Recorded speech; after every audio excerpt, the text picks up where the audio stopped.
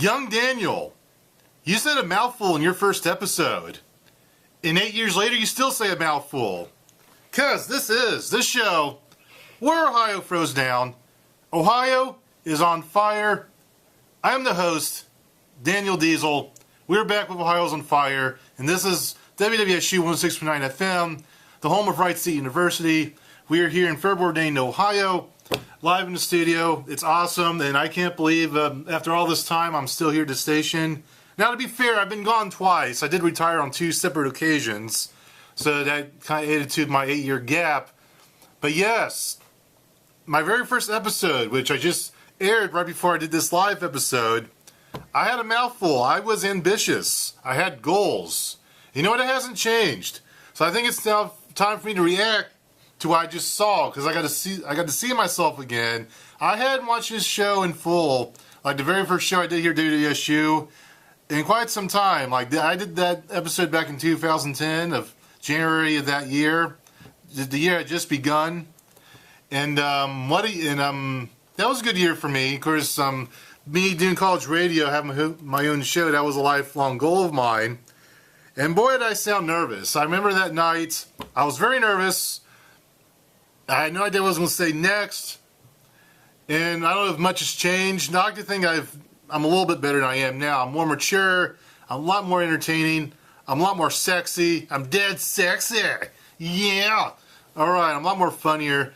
So yes, people do get better. And I want to tell young Daniel that things do get better after that first episode. He says, yeah, I struggled. And also, another thing that won't show up on the YouTube video, I play music. I struggled playing songs in between. Like, I know one segment I actually started playing music, and it blurred over my voice. And then I played songs I didn't want to play. So, and I screwed up a lot. And I had mixed feelings on how my first episode went. And I realized I had to get better. And I got better and better and better. And I'm still trying to get better to this day, as I realized that this college radio station, I've had a chance to see what's out there, and there's not much out there for what I can do. Like, if you get to any of the corporate radio station, you got to follow a format. You got to read a script. You got to play mostly music. You got to talk about what's in the news, and you got like maybe a few minutes to talk about it. I mean, nothing's changed. I felt this way in 2010. It's 2018. I would say in corporate radio, not much has changed. But there are more opportunities now for independent radio. College radio is on the rise. Quite frankly, I believe independent radio is on the rise. All you got to do, you got to own a camera, turn it on, speak your mind, and you can have your own show. Like, anyone can have their own show nowadays. Which is why podcasting has gone popular. In this 8 years' time, podcasting has really exploded on the scene. It's something that people does now. People do, it's everywhere, podcasting. And college radio has gone more popular. And we're back live with Ohio's on Fire, the 100th WVSU episode. I am Daniel Diesel. I'm with my first guest of the evening. They are a local band from the Dayton, Ohio market. I got Todd and Jim here. They are from the excellent band known as Brother Rabbi. But say hello, you guys. What's up, Danny? What's up with you guys? All right, but thank you for being on the show tonight. So this first segment, we're going to have a conversation. Later in the show, these guys are going to put on a live mini concert for me, and I'm really honored that you guys are doing that. But I want to talk to you two for a little bit. I want to know, where did you get your musical training? Because you have been doing this most of your life. Where did your training come from? Well, as far as training goes, basically your peers are your biggest inspiration. Growing up, when I was a young fella, about 10 years old, is when I started, and I had some friends. Doug Brown, to give you a shout out. Yeah. He actually made us sign a contract to take lessons. 10 years old. He was a prodigy. Some different folks along the way, just the people that you meet, and once you get hooked up in music and you learn to play your first song, or you aspire to play, that inspiration itself kind of teaches you. It forces you to learn. Yeah. And it's something you really have to want. And I believe everybody has a musical talent. It's just the ones who really want it are the ones that practice and practice and practice. Yes, I would agree with that statement. Now, with that, do you come from a generation of family that plays music? I don't, Jimmy. Oh, yeah. Yeah, Jimmy does. Oh, yeah. He can talk about that. Yeah, go ahead. Well, it's my dad. He's played music. Actually, I played in a band with him for about 12 or 13 years, doing Awesome. 40s and 50s big band music, country, classic rock, things like that. And that was kind of an inspiration to me. I used to sit in my room and with my headphones on, listening to heavy metal and all that. And he come in one day. If you want to make money, this is what you have to listen to. And he flipped it to country music, and I thought, oh my God, what are you doing? But that was 13 years old, 14 years old, and it slowly started to dawn on me that this is what you got to do. You get out there, play country music, have fun with it, make some money. Yes. Play some rock and roll, and then you start to write your own stuff. And that's basically what transpires through growing up in a musical family. Now, I caught something that was interesting. When you first get started, you kind of like do covers, and then once you do the covers, you feel comfortable enough to actually start writing your own materials. I've noticed that answer with a lot of musicians. I will take your word for it because I don't play music myself, but I have noticed that attitude in other fields. Like, say, people that want to play sports. Really, the little kids that play sports, really, they start off by watching their favorite guy on TV. Like, growing up, I watched Michael Jordan and the Bulls. Like, I kind of want to simulate the shots he would make, that they would show it on TV. I want to go to the local schoolyard and do that very same thing without really learning any of the other stuff that goes with it first. And I think that's where you start. You got to emulate the greats first, have fun, and realize if you really want to do this, realize there is a lot more to it, make the investment. So I kind of share that sentiment, not in the music sense, but in other senses. Really, just look up to the greats, and then in time, you make your own. You make your own way. Yeah. You learn all the little stuff. Yeah, John Bonham's. I'm sorry.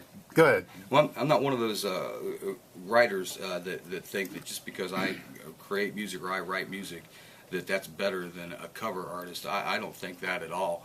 I think that there are some phenomenal, and Jimmy and I know some phenomenal cover bands and these guys are just fantastic. They could be in the Rock and Roll Hall of Fame had they had found the ear in an early age. So there are some fantastic musicians.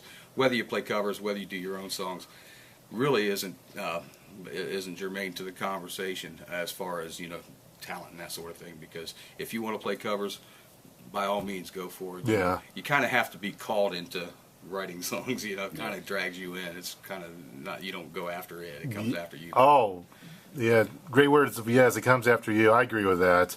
But now I want to know from you two, what is your favorite concert that you've ever attended? Well, I know mine. Okay. And plenty of over the years. I mean, obviously that's what you do as a musician. You go see other people play, and you kind of imagine yourself there on stage with them. I've been to a bunch of Clutch shows, one of my favorite bands. But I'd have to say my favorite was the Black Sabbath with the Mob Rules tour I saw with Ronnie James, and that was just, that hooked me up because I was right at that age, 13, 14 years old, and they do the sign of Southern Cross, and I was hooked. I mean, that was it for me. So that was my single most memorable concert. Yeah, I'd have to say the Ozfest. That's always a good time because there's so many different bands and different genres that you get to see there, but musically and sound-wise, Dream Theater was probably my favorite concert, and that was right here at McGuffey's, Okay. Which is Odd Bodies now. Yeah. Just a phenomenal show. Yeah. Cool, absolutely. I'm trying to think. I want to answer this myself, but I remember my grandparents. They really loved country music, and they took me to see Travis Tritt over at the Ohio State Fair back in 2003. I would say concert-wise, only because I was with my family, I would say that was one of my favorites. He was great live. He sounded, But the other thing, a side note, I remember the summit had happened within that month. There was like a summit in, I guess, a landfill or some type of mine. I forget what it was. So people had gotten trapped in there, and a rescue team had to go in and rescue these people. They were trapped in there for a few days. This was over somewhere in Ohio. And it was a big news story. Well, that night, the people that did the rescuing, along with the people that were trapped, they were at this Travis Tritt concert. And Travis Tritt had said, hey, we got special guests here tonight. And it's these guys that were trapped in the, I guess, a landmine. So anyways, that was kind of cool. It was like a big news thing at the time. And the whole group of them was at the concert. So yeah, that was one of my favorite concerts ever because of all the things that went into it. And did he pay tribute to them? Yeah, he was like, "This is my concert tribute to these guys." See, that's a great thing, and you can use a venue like that because you have a collective mind. Yeah. And it's really nice when you can do that as an artist because you can actually pay tribute to something and you can use a collective mind to do so. So it kind of gives a little bit of power or something like that. Not so much power, but just the same as a preacher would do, or the same as a politician would do. You can gather people's thoughts together and send out positive energy, and it's a great feeling when you're up there doing it. Yeah, and it personalizes it for everybody when you get into something like that. When you bring in locals, it brings where somebody would look at that person as they're up on a podium. Brings them down to their level. They're just another person, and that's really what it's all about. Way too. Awesome. Now, what was the first song you ever wrote, and what was it about? Well, for me, I wrote a song. It was called the Monkey Song, and it starts off. It was a country song. I had just gotten nuked by a girl, and I don't know how this happened, but it just came out because I don't like country music so much at that point. At that point, I'm into the heavier metal. Yeah, just like a young man should be. But for some reason, this country song came out. It's called the Monkey Song, and starts out with "I wish I had a nickel for every dime I spent on you. I'd take up all that money and buy myself a zoo." And it goes on from there. But it was cathartic for me. It helped me out a lot. But that's the oldest song I have, the Monkey Song. Well, that's awesome. That's a good story. I won't play that tonight. Okay, absolutely. That was I realized that was probably years ago. Now I want to go ahead and ask, do you guys currently listen to the radio around this area, whether it's internet or something that's on the FM? And what stations do you listen to in particular? I am more of a internet radio listener. Internet, okay. YouTube, things like that, to avoid the commercials.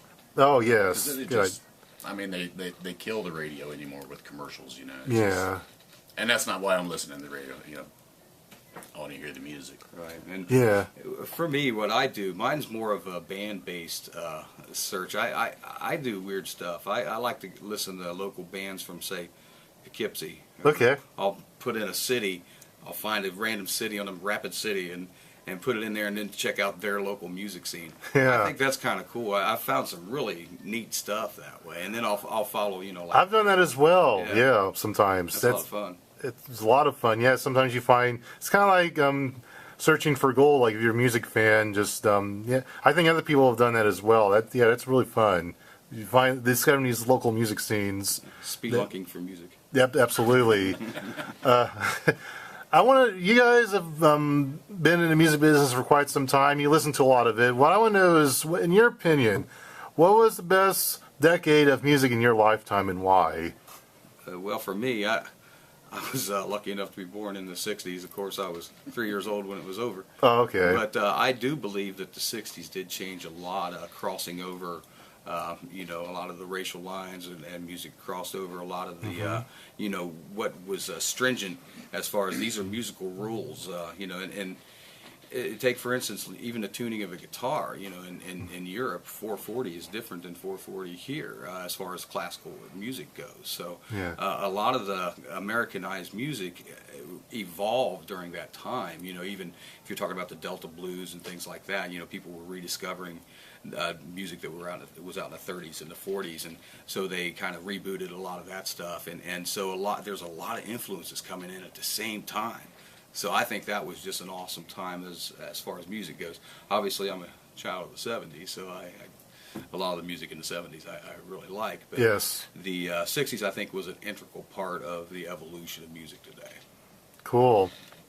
I think, I was born in '69, so I didn't really get to enjoy a lot of the '60s. The leftovers from the '60s, the '70s, things like that. But really, all of them, even all the way up today, just like I was saying earlier, with 21 Pilots, I probably wouldn't have listened to, followed that band, but my kids led me into it. Mm-hmm. And you have to have an open mind when you're going into listening to this stuff. So really, there's not a generation that I think was really any better than the other as far as music.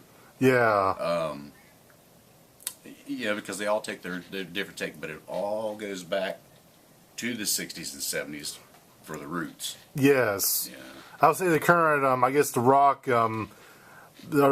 standards that are played on the radio or the format, even whether it's rock and or genre, I would kind of agree they kind of got started in the '60s, just that format, because I see these radio genres that we have now, like we have the golden oldies for these in '60s and their '70s and '80s. It's very easy for radio stations to make that into a format, because I noticed there's not a lot of 1940s radio stations Right. around here. I think maybe there's a reason for that, because I do listen to that, but it's long. The songs are very long, like 8 or 9 minutes. They were still in that era, and then that changed come the '50s, late '50s. Yeah. So I would agree with that. I've noticed that myself. Now I want to ask you this: now, as independent artists, what goals would you like to accomplish? Like, you currently got this band, Brother Rabbi. Is there anything that you want to accomplish with your music? The music industry has changed Yeah. so much. You're hot 1 second, cold the next. There's not a lot of longevity in the music business anymore. Yeah. Just getting the material out there and getting people to dig it, come to the shows. If you could sell all the merchandise and make a decent living at it, that's what it's really all about. It's not getting out there and making millions and being a star, because that's when the hassles start. Yeah. For me, as far as Brother Rabbi goes, it's a persona that I took on about a year and a half, 2 years, a year and a half ago. Yeah. And I don't know. I woke up, I hit my head, and that's all I can figure. All of a sudden these songs just started rushing in, and with lyrics, which is phenomenal for me, because I'm just a dopey bass player, really. Okay. And all of a sudden this persona, this Brother Rabbi thing, just started coming on really hard, and next thing I know, I had 20 songs written, and I had calling my friends, hey, help me, this is happening, and so for me, I think what it would be was a consolidation of that inspiration and getting those together in one spot and getting them out to as many ears as I possibly can before they pull the plug. Okay. That's my goal. When this guy says he writes 20 songs, that 20 songs is on one side of a notebook. I mean, it's like he's been possessed, when he writes, because you picture his eyes rolling back in his head and just scribbling away, and just like that, he's got 20 lines written, and you're like, what does that say? You have to get a microscope to read it. Yeah, I'm not really sure half the time, he but usually we work it out. Now, as Brother Rabbi, how many songs have you written or albums have you released so far? We just have the one that I showed you there. I've got the one, that's a 3-song CD that we sell for a couple bucks at the shows, but we're currently working now with ICB Studios. Yes. And Aaron Klein, and he's mixing a CD for us now. It's a 10-song CD. I've written about 35. Okay. For this particular group. All right, so there'll be much more on the way then. I was just curious how far this project of yours has came along. So that is good to know. Now I want to ask you guys this: where would you like to see the music industry 5 years from now? Because you did touch on what it is now. I have my thoughts on it, but where would you guys like to see the industry in 5 years from now, or even 10 years from now? What I would like to see, I would like to see a bit more of a throwback to musicianship.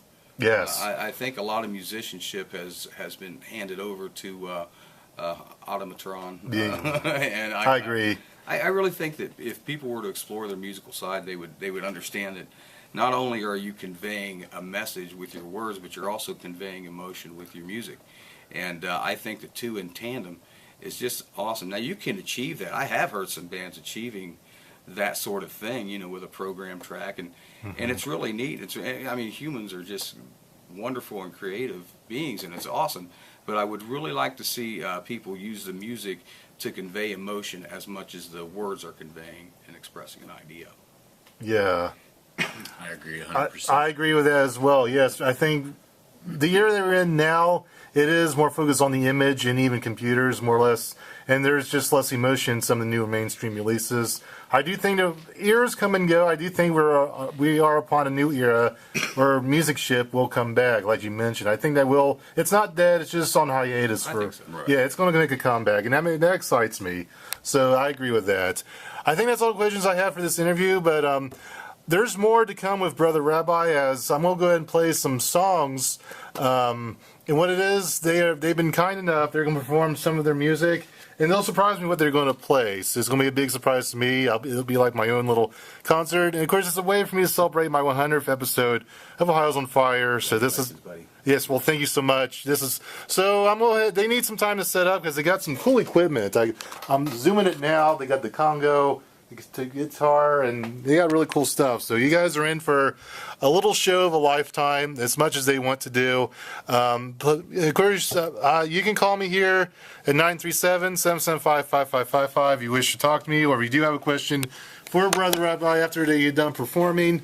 And another thing, around 7 o'clock or 7:15, I actually have a pre-recorded interview with Amber Robertson. She is the GM of the University of Miami radio station, as that station is considered one of the best. Well, when she was there, it was considered one of the best stations ever in college radio. And I had an interview with her, but that's coming up at 7:15 p.m. So please stay tuned with that for that. Here's the song I'm going to play as these guys are setting up. It'll probably be about 15 minutes from now when we come back live. We got Live Jennings, Must Be Nice. Then we got Guide by Voices, That's Good. Vanity Theft, Limb from Limb. And then the Valentinos, It's All Over Now. And then we'll be back live. So you are listening to Ohio is on Fire here on WVSU 106.9 FM. Dane's Right Choice. I was hoping you'd play some Killed by Art. We could. We could. I still can. He's got our Killed by Art. Oh, yeah.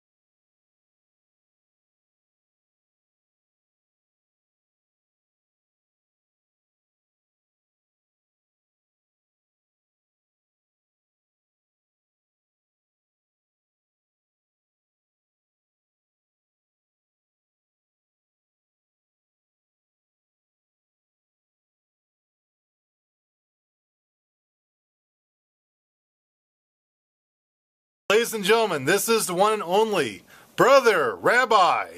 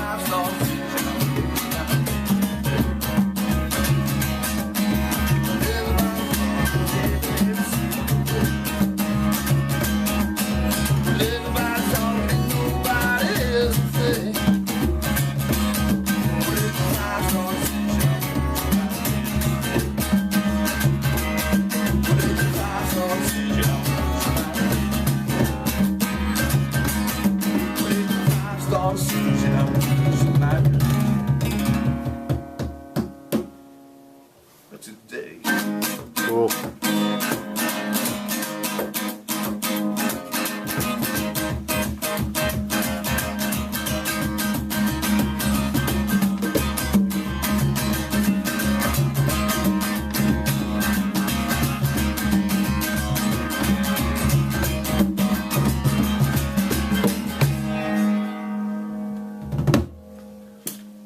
Awesome. It's a song called Hate Bracket.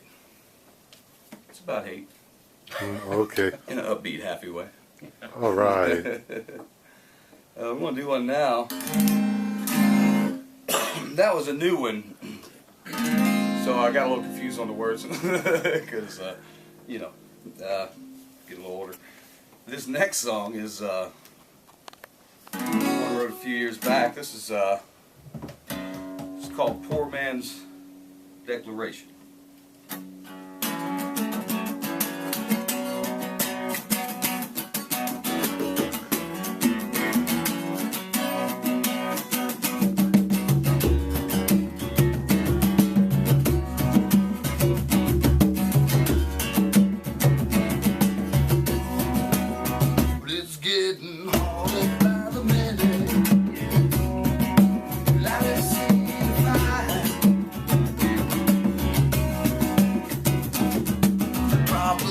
I'm in. Well, I know it's all mine.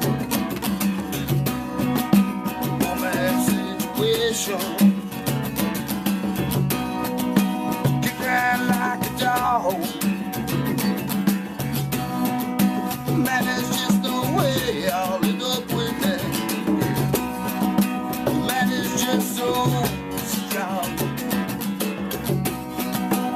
Well, I'm just a man trying to live on mine. Oh, yeah. Oh, man, once again, it's just a poor man's situation. She looked like a bone. Well, I said, now, hey man, how you living? I'm out here on my own. Well, I'm just a man traveling his own mind. Oh, yeah. Your man once again.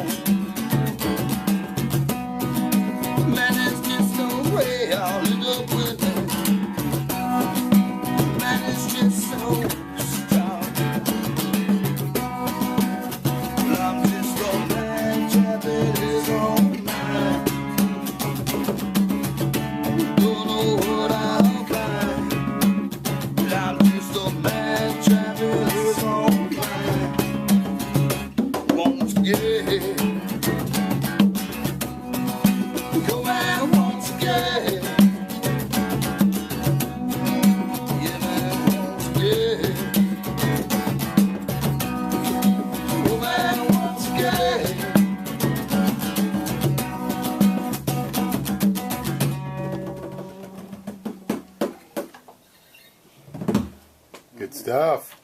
Thanks, brother. Go ahead. I was going to say, so that was the first two songs. How many more songs are coming? I was just curious. I could do this for now, I don't know, 20 hours. 20 hours. I tell you what, I think we have time for two more songs. We should do two more. Okay. Two more.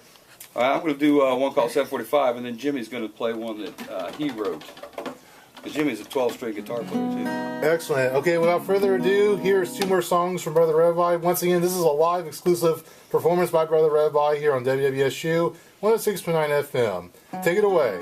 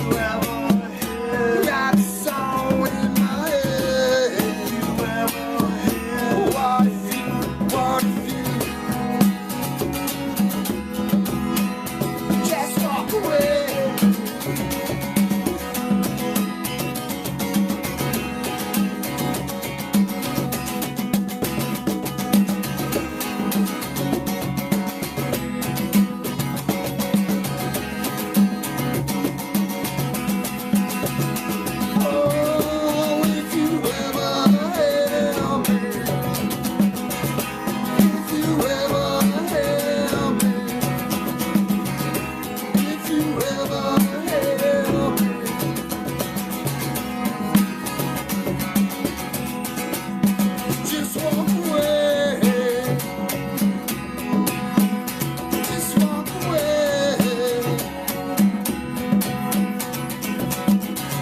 Why can't you help me?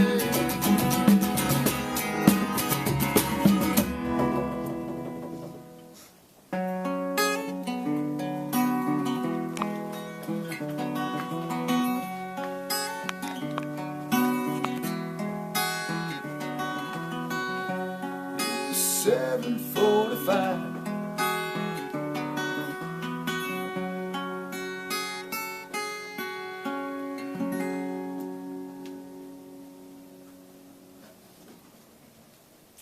All right, that was called 7:45. It's a song about writing a song. Excellent. Now we do have time for one more song, and this will be, so the lead singer of this will be Jim. Jim. All right. All right, ladies and gentlemen, once again, this is the last song of this little concert of Ohio's on Fire, and this is going to be performed. The lead singer of this is Jim. Once again, this is Brother Rabbi.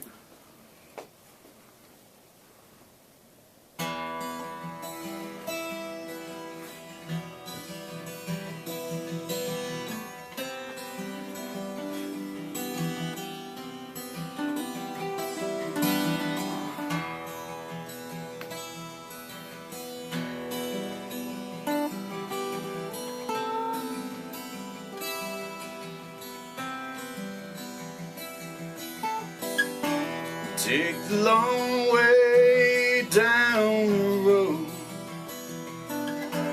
Know where I'm going, but I'm not alone. I walked away miles and miles, it seems. Taught the treasures like found in dreams.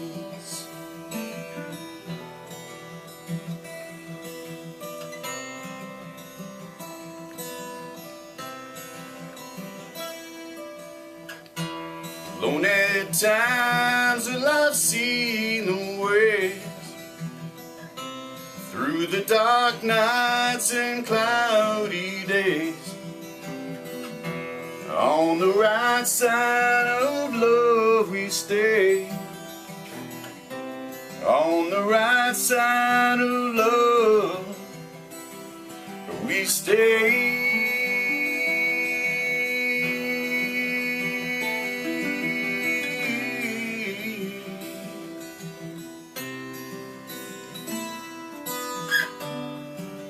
Do you love me, baby, like I do? Not saying that I love me, girl, but I'm saying I love you.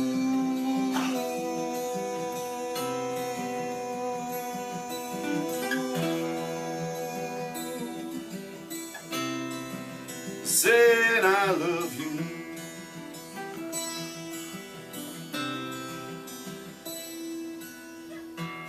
As our lives they fade to gray, some of memories are locked away.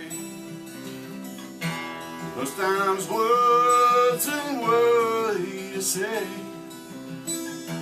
how I love you each and every day.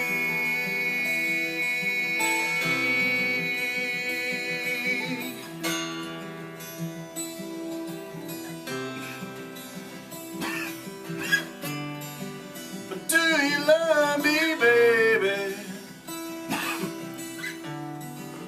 like I do?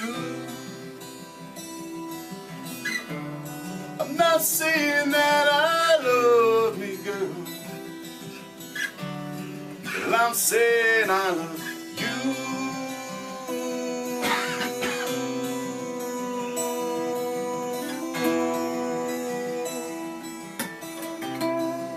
Saying I love you. I'm saying I love you.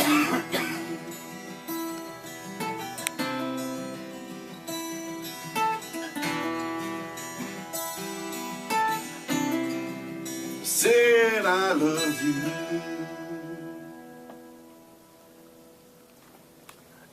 Awesome. Oh, yeah. That was great. 4 great songs right there. All right. Always picks me up. Yes, audience at home, you was in for a big treat as we heard 4 songs from the band Brother Rabbi. Now, where can the audience get your music online or any other outlet? Well, we've got the obviously Facebook page is really where we're doing most of our stuff right now. I do have a Brother Rabbi channel. Don't forget that Rabbi is spelled R-A-B-I for our intents purposes. Yes. And you go to YouTube, you'll find Brother Rabbi playlist there. Also the Brother Rabbi and the Soul Seekers, which is the band. Yeah. And we can be found on Facebook under Brother Rabbi and the Soul Seekers. All right, so the Facebook URL is at facebook.com/Brother Rabbi and the Soul Seekers. Yes. Okay, absolutely. All right. And of course, also they have another CD that we'll try to release to the radio station. Is this available? Yeah. Okay, do you buy it online? Just buy it from me. Buy it from you. Yeah, because I want to meet you, shake your hands. Absolutely. So what talk about your upcoming concerts. We've got shows coming up on the 6th. We've got in Columbus. Columbus? We play primarily in Columbus. Cool. I just like it there. There's a big scene over there. And Yeah, it's great absolutely. here in Dayton, too. Yeah. But the over in Columbus, we're at Bethel Road Pub. And then we've got Sugar Melons in Fairborn, Ohio. Yeah. Which will be a great show. You got to come down there. Sugar Melons is a great club anyway, so you need to come down there and hang out. And then we've got opening for a fellow named Pooh Bah. He's a performer back in the 70s. He was a big performer, played at the Rock and Roll Hall of Fame and all that. And that's going to be, if you check our website, that's at the Taboo Lounge in Columbus as well. So. All right. A lot of stuff going on. Absolutely. So, guys, if people at home, if you liked what you heard tonight, yes, you can check out Brother Rabbi because they're on Facebook. Once again, it's www.facebook.com/Brother Rabbi and the Soul Seekers. Of course, if you're in the Columbus area, you caught this concert dates just now. You can check them out live in concert. And, of course, I had a fun time witnessing this mini concert. So, Todd and Jim, it's been my pleasure having you. And thank you so much for the concert. And good luck to you. Thanks, Dan. You too, buddy. Well, congratulations on your 100th episode. I'll tell you what, guys, stay tuned to this guy because he's got 100 more to go, and what he's doing for all of us, it's really a great thing. So thanks, Dan. I got 1,000 more to go, but thank you so much, Todd. We're back live in the studio for Ohio is on Fire. I am Daniel Diesel. It's now time for a few things. First, it's time for a quick OMVP. As you guys know, most episodes I do OMVP. I'll do one now, but it'll be a little bit different format than normal because this is the 100th ever episode of the 100th WVSU episode of Ohio's on Fire, and 166 overall. But this is a big milestone because I've been told that when you do 100 episodes of a series on college radio, regardless if you did the show elsewhere, it's a major milestone. Only the great shows make this happen. There's a few people I want to thank, so I kind of want to fuse the two together because I want to combine my MVP with the final message. I normally don't do that. Here in Ohio, the person that really got me interested in coming to WSU was Michael Kurtz. I talked to him over an email because I was asking about it. He said, hey, if you can come to Robertson University, do your show. We're doing really well right now, and it's a way to meet people. You can network with people in the broadcasting industry, and it's a good first step if you've never done it before. Because I emailed, it was the summer of... when I got into Robertson University, it was probably about the spring of 2009. I was looking around to opportunity. He said that if you ever get a chance, come to WSU. He welcomed me with open arms, and I met him a few times before I got started. And of course, the guy that trained me was Lauren Goins.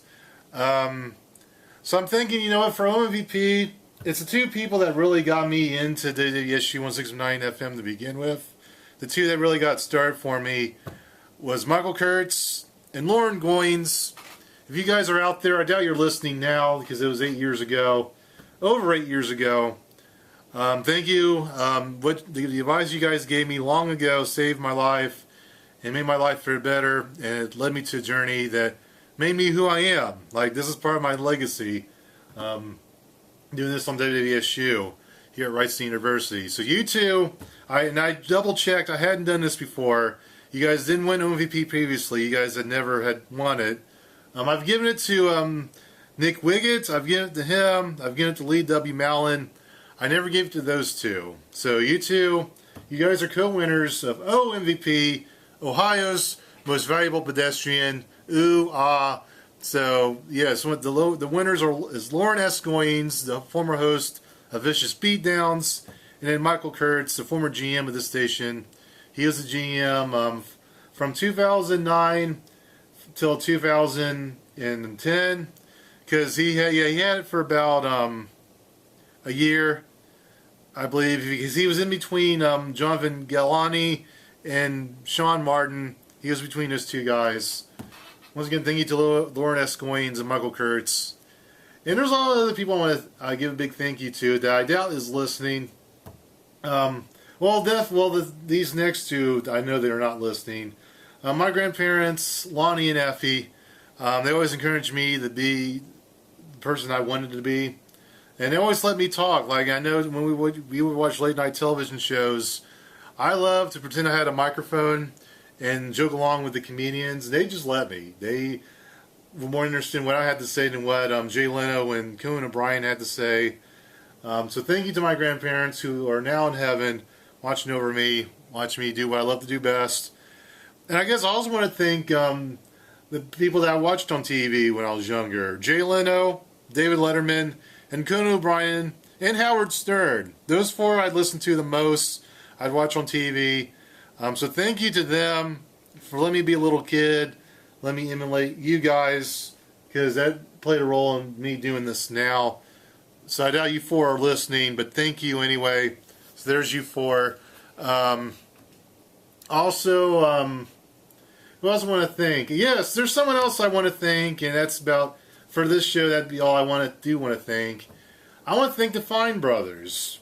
They are out. Well, they're based in Brooklyn, New York, and they moved up to California for a while. I want to thank Ralphie and Benny Fine, the Fine Brothers. Because they do the React video series on YouTube. For a while, they hosted a show on Now Live, the website that used to host at-home radio shows before they changed their format to more of a movie premiere exclusive website. I said they were defunct when I was talking to Amber, but I realized actually, they do still exist. They just do movie premieres. It's a rich Hollywood A-list type website. But before, it was regular Joes like me and you could host a radio show on this website. But also, they did have more well-known names that hosted shows to help draw an audience. And the two guys that hosted shows was Rafine and Benny Fine. They hosted their own show. It was the Fine Brothers Radio Hour. I believe that's what it was called. But it was, not only was it a show, but it was also served as kind of like a seminar for people that wanted to get into the business, any type of business, special social media. And they encouraged me and other people at home, listen, you can host your own show. It's the age of the internet where anyone that has, if you own media, you can host your own show if you know how to do it, and we'll teach you how. It's not that hard to do. And I kind of took a step-by-step tutorial on how to host a radio show on the internet, and it came from those guys. And they say, you know what, don't worry about being awful. Tell your friends about it. Be the first among your friends to host your own show. And then they'll all be jealous of you. That's what they actually, I remember them saying that. Like, be the first of your friends to host your own show, and be the first to start a revolution. Because really around 2007, that's where podcasting took off, really. Podcasting and hosting internet radio and being involved with independent radio. Because really, it was because of the internet, college radio got popular again. And WSU really benefited from the increase of independent broadcasters, as a flock of people, including myself, came to college radio when they had the opportunity. And really, the MTV Woody Awards, they actually introduced the category of Best College Radio Station in 2007, and that award lasted all the way up until 2015. The last one that they did was 2015, and then they got rid of it in 2016.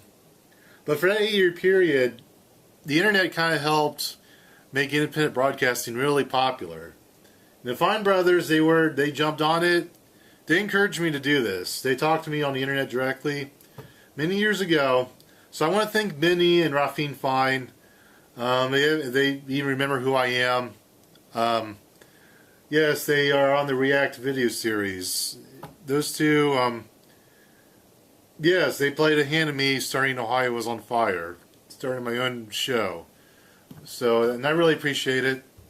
With that, next Wednesday night is beginning of a new tournament. It is return of Dayton's Indie Music Madness.